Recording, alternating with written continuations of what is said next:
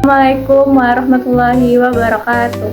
Selamat pagi semuanya. Jadi di sini kami akan menjelaskan mengenai materi matematika tingkat lanjut dengan judul fungsi eksponen. Nah, di sini kami akan menjelaskan definisi-definisi dari fungsi eksponen dan juga rumus-rumusnya. Sebelum kita masuk ke materinya, alangkahnya kita perkenalkan diri dulu. Perkenalkan, nama saya Elizabeth Maria Zanipar dari kelas 11D. Saya Fadila Halika. Saya Christina Natalia. Jadi yang pertama itu ada definisi fungsi eksponen. Fungsi eksponen adalah suatu fungsi yang memiliki suatu variabel berupa pangkat dari bilangan real dengan rumus y sama dengan fx dikurang b dikali a pangkat x.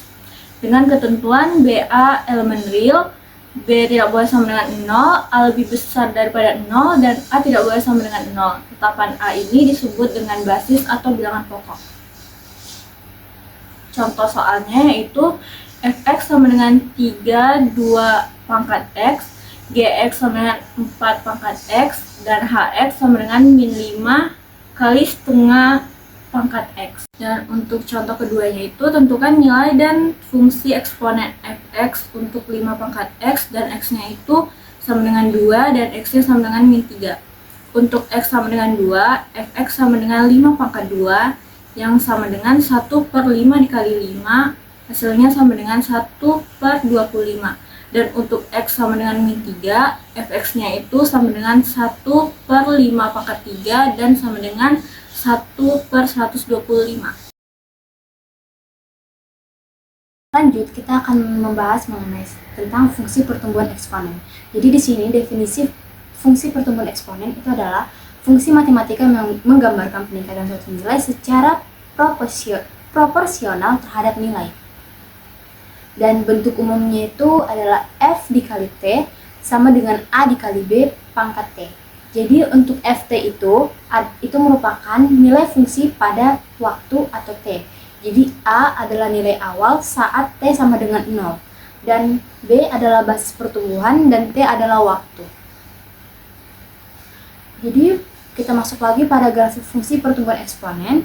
Grafik fungsi pertumbuhan eksponen selalu naik dari kiri ke kanan semakin besar nilai B, semakin curam grafiknya.